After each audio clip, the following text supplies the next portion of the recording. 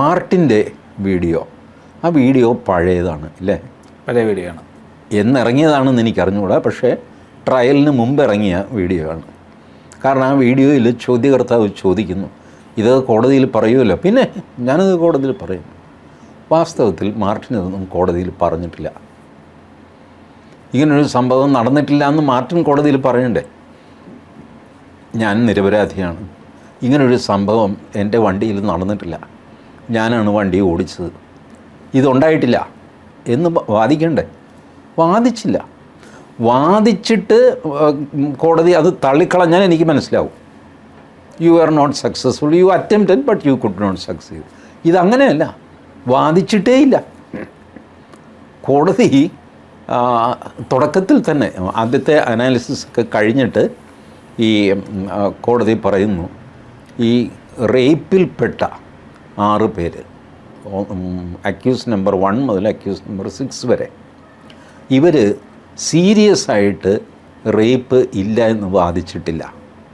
കോടതി തന്നെ പറയുന്നു, they did not defend it. Instead അവർ ചെയ്തത് ചില്ലറ ഡീറ്റെയിൽസിലെ വ്യത്യാസങ്ങൾ ചൂണ്ടിക്കാണിക്കുകയാണ്. പാൻറ്റിന് സിബുണ്ടായിരുന്നോ, അണ്ടർ ഗാർമെൻസിൻ്റെ നിറം വെള്ളയും നീലയും വരെയായിരുന്നോ അതോ അതിന് ബ്ലാക്ക് കലർന്നിരുന്നു, ഇങ്ങനെയൊക്കെയുള്ള ട്രിവിയലായ കാര്യങ്ങൾ. ഇതൊന്നും കോടതിയിൽ വലിയ സാധനമൊന്നുമല്ല. പിന്നെ ഫോറൻസിക് റിപ്പോർട്ടിൽ 1-2 സംശയങ്ങൾ. ഇതൊക്കെ ഈ മാർട്ടിൻ പറഞ്ഞത് സത്യമായിരുന്നെങ്കിൽ മാർട്ടിൻ ഇങ്ങനെ വാദിച്ചിരുന്നു എന്ന് വയ്ക്കുക കോടതിയിൽ, ഇങ്ങനെ സംഭവം നടന്നിട്ടില്ല, ഞാനും നിരപരാധിയാണ്, ഈ പറഞ്ഞ ആൾക്കാരും നിരപരാധിയാണ്, ഇങ്ങനൊരു സംഭവം ഉണ്ടായിട്ടില്ല എന്ന് പറഞ്ഞാൽ ചാടിക്കേറി ആ വാദത്തെ സപ്പോർട്ട് ചെയ്യുന്നത് ആരായിരിക്കും? ദിലീപിൻ്റെ വക്കീലായിരിക്കും. ദിലീപിൻ്റെ വക്കീൽ രാമൻപിള്ള സാറാണ്. രാമൻപിള്ള സാറിൻ്റെ എമിനൻസിനെ പറ്റി ആർക്കും തർക്കമില്ല. കിട്ടിയ അവസരം രാമൻപിള്ള സാർ കളയുക. കാരണം ഈ റേപ്പേ നടന്നിട്ടില്ലെങ്കിൽ പിന്നെ ഗൂഢാലോചനയില്ല, ഒരു ചുക്കുമില്ല.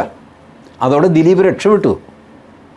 അപ്പോൾ ദിലീപിന് രക്ഷപ്പെടാൻ കിട്ടിയ ഒരു ചാൻസ് രാമൻപിള്ള സാർ വെറുതെ കളയുക. പക്ഷേ രാമൻപിള്ള സാർ അത് ചെയ്തില്ല, കാരണം മാർട്ടിൻ അത് പറഞ്ഞിട്ടില്ല. പിന്നെ രാമൻപിള്ള സാറിന് എന്ത് ചെയ്യാൻ പറ്റും? മാർട്ടിൻ ഇത് കോടതിയിൽ പറയാത്തത് എന്താ?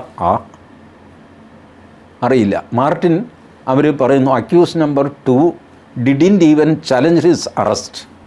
ഇപ്പോൾ പൾസർ സുനിയൊക്കെ അറസ്റ്റ് തന്നെ ഇല്ലീഗലായിരുന്നു എന്നൊക്കെ പറഞ്ഞ് തർക്കിക്കുന്നുണ്ട്. എന്നെ കോടതിയിൽ നിന്ന് പിടിച്ച് വലിച്ചഴച്ചു എന്നൊക്കെ ഓർമ്മയുണ്ടല്ലോ ആ സംഭവം.